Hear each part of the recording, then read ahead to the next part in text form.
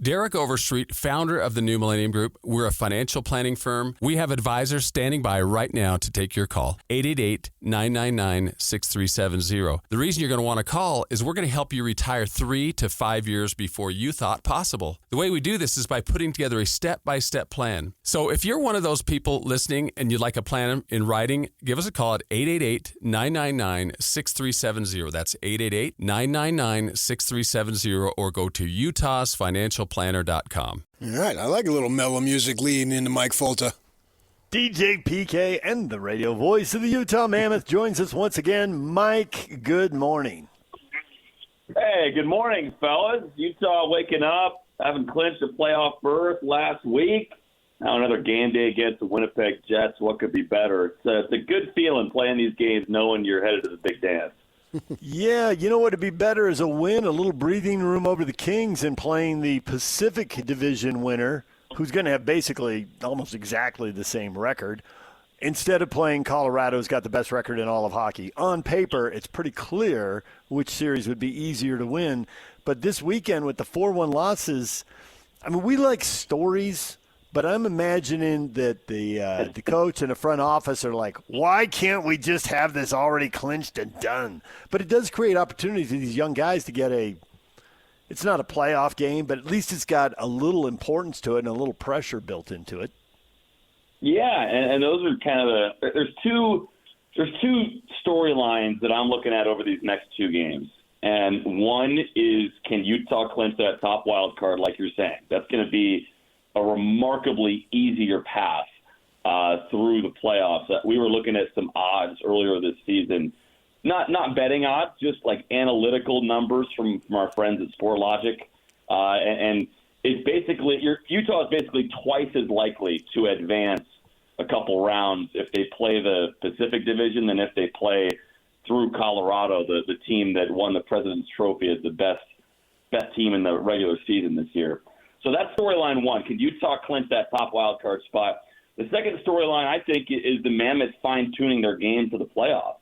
And you're looking at teams like a Carolina group that Utah saw on Saturday. They know where they're playing. They've been clinched for a while. They know they're playing playoff hockey, but they're fine-tuning their details and paying attention to their habits and making sure they have good habits and are ready to go for game one of the postseason. So making sure that Utah is fine-tuning its game and locking up that top wild card, those are the two big objectives these last two games. Any plausibility, Mike, to the theory that once they clinched, they got a little fat and happy, and now they're over that? You know, I don't think that as much. Like the game against Carolina, that was the first game after Utah had clinched, and talking with Bear and talking with the players, didn't feel like there was a total letdown. I think they played at maybe a C-plus game and lost to a good team. I think some of that definitely has set in by now, where Utah was really sloppy against one of the worst teams in the NHL, the Calgary Flames, on Sunday. And here's the thing, guys, like when you're playing these teams that are out of the postseason, I mean, it's the same in every sport. You've got guys that are competing for jobs. You've got young players that are playing for their lives and their livelihood, right? So if you come out with a sloppy game, there's a good chance that somebody maybe less talented but equally as hungry or more hungry is gonna carry the day. So the Mammoths can't afford to come out sloppy like they were against Calgary on Sunday night. Against the Winnipeg Jets team that they did play last night. They got whomped by Vegas last night. Not sure if that's a good or a bad thing, but they've been eliminated, so they're in a similar spot to the Flames, the team that Utah saw on Sunday and lost to. Obviously, the team goals are more important, but guys do get paid for stats, and they do resonate with fans, too. Who are we kidding? Dylan Guenther hits the 40-goal plateau, and right now there's only 14 guys in the league who have reached that number, and only 2 have reached 50. Connor McDavid is third at 48 goals. So this is pretty rarefied air right here. How does it change his standing in the league? how does it change the way people look at him and look at the club to have someone who's got star potential? Because, the guys who score the goals are the stars. I think a couple things. I think the first thing is that he's not like the next good goal scorer. He is an elite goal scorer right now at 23. So I think that goes into it where we so often we talk about him as part of the future, but he's part of the present too, and he's a pretty big part of it. I think the other thing is that to score 40, you can't be a one-trick pony in the NHL. Last year he scored 33 to lead the team, and it's like to score 33. That's not easy either. You got to be able to score in a variety of ways, but he was maybe most known for his shot. He was most known for like his one-timer, kind of like what we see from Alex Ovechkin on the left face-off circle as a right-handed shot. He was known as a sniper. And that's still true, but to get to 40, I think most times you have to be able to score in a variety of ways, and I think that's what we've seen from Dylan Guenther. And one thing that 40 goals won't tell you is how he's evolved as a defensive player.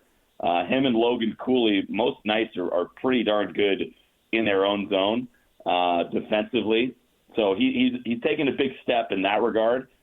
We thought he was even going to be killing penalties this year. He really hasn't because Utah has other good penalty killers. But we saw a little bit of that in the preseason. We were trending towards Dylan Guenther killing penalties. And he also has, I think, gotten better as a puck carrier.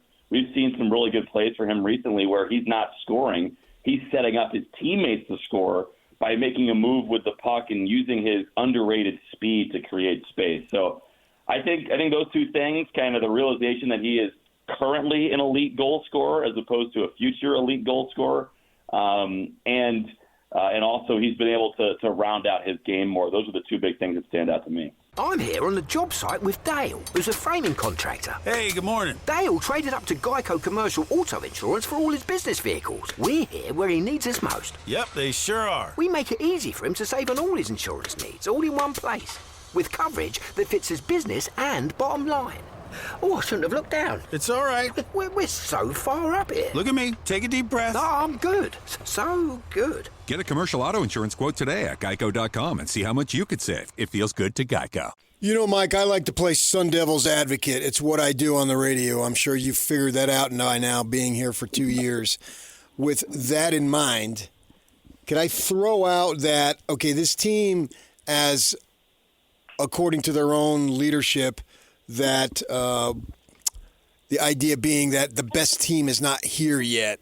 So going up against Colorado could give them a better indication, knowledge of what they need to do to make a real strong push all the way, as opposed to playing potentially anyway on paper and going the easier route. You buy any of that? I I understand what you're saying, and I think there's something to be said for that, because a couple of years ago, the Seattle Kraken, they won a playoff round. They won a playoff round against, I believe it was the Dallas Stars in 2022, their second year, kind of like Utah. And the Kraken won a playoff round, and then they took the Colorado Avalanche to 7 games. So the Avalanche eventually won the Stanley Cup. But they got to round 2, and they thought, oh, wow, we're here. We made it. And then the next season, they've fallen to obscurity, and they've sunken even lower this season. And so I think this is kind of the point you're getting at. Like, they had a misconstrued notion of how good they are because of the fact that they won a playoff round and played really well in another one.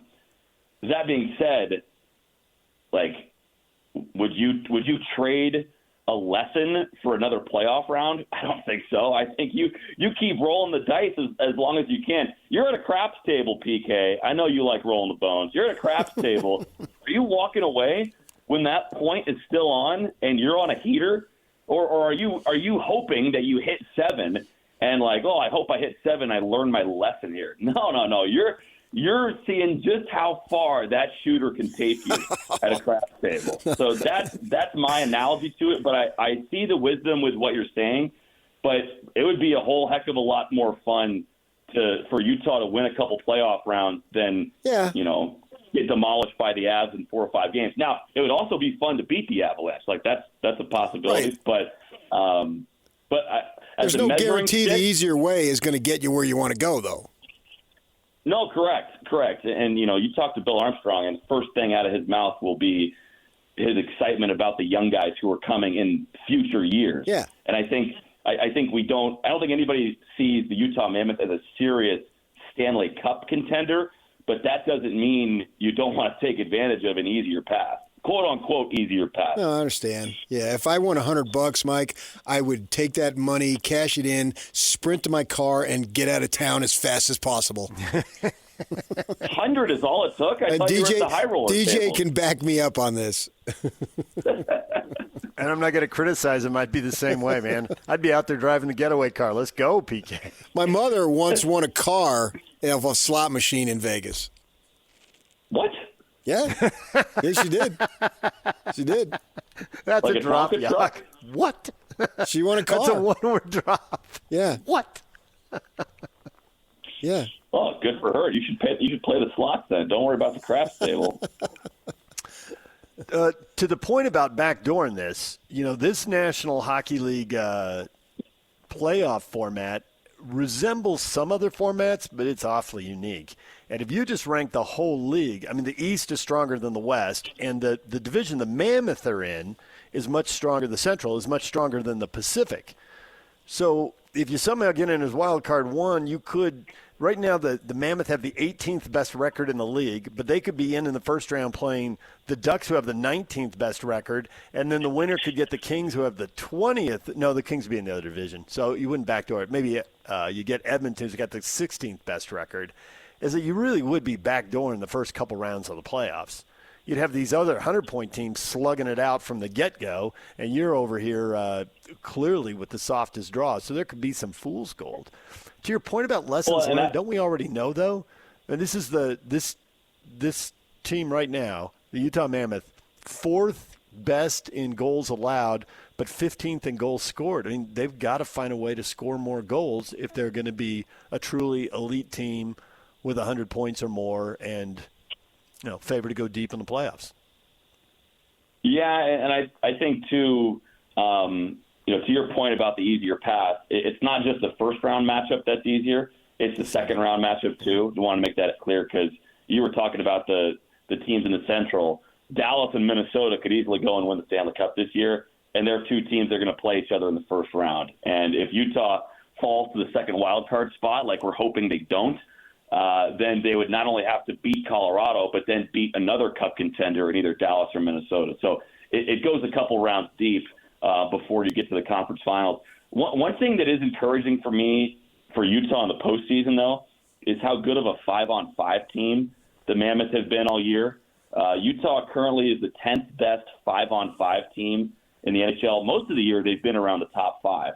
But they've been one of the best at 5-on-5, and that's important because, remember, guys, in the Stanley Cup playoffs, there's no 3-on-3 overtime. There's no shootout. Right. And so it bodes well. It bodes well for Utah that they're a really good 5-on-5 team. Now, you want to have your special teams dialed in because special teams and goaltending makes a huge difference in the playoffs against these elite teams. But pretty much, the whole night is going to be played at 5-on-5 with the exception of special teams. And the Mammoth are one of the best at that. That's another key indicator for teams that go on to have playoff success is that 5-on-5 success. Colorado's the best. Tampa's the second best. You look at Dallas; they're that 4th best team. So it's going to be really interesting no matter who Utah plays. And honestly, at this point, like we're talking so much about the matchup, guys. Like the Mammoths are just happy to clinch. And I don't think you're not breathing a sigh of relief if you have to play, Connor McDavid and the Edmonton Oilers in the first round, right? Like they were the 3rd place in the Pacific last year, and they sprinted to the Stanley Cup Finals. Like some of these veteran teams don't care about seeding like we care about it. They're just saying, you know what, just get us to the playoffs. We'll figure it out there. Right. So you're going to be scoreboard watching during the broadcast? You're going to be dropping in the calls of whatever goals happen in the Kings-Vancouver game?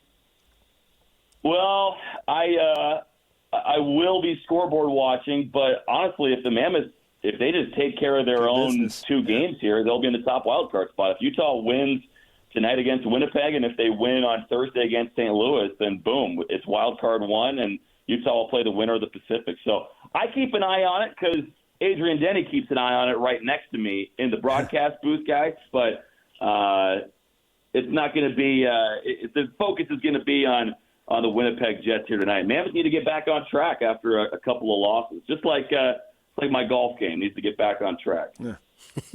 Well, if the Mammoth win tonight and the Kings lose, then it's over. They're 3 points up with one game to go, so it could wrap up tonight. That game starts an hour later on the West Coast, so figure it out during the post-game show.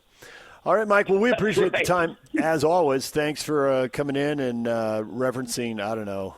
Somehow we got to the craps table with you. I don't even know how that happened. I'll have to go back and replay that in my mind. We love the randomness. Well, they could play the Golden Knights. That's why it's in Vegas. Right. There you go. See? we got all the way to PK's mom. I mean, I think that's the far reach of our conversation there. Always love it when it's a family show, guys. My mother didn't use family language very often.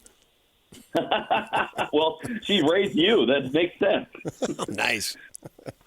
There's Mike Folta, Utah Mammoth radio play-by-play voice. His appearance brought to you by Hercules First Federal Credit Union, growing stronger together.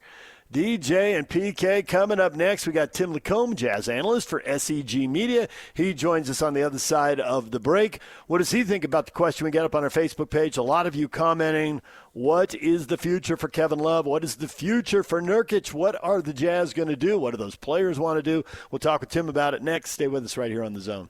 I'm here on the job site with Dale, who's a framing contractor. Hey, good morning. Dale traded up to Geico Commercial Auto Insurance for all his business vehicles. We're here where he needs us most. Yep, they sure are. We make it easy for him to save on all his insurance needs, all in one place, with coverage that fits his business and bottom line.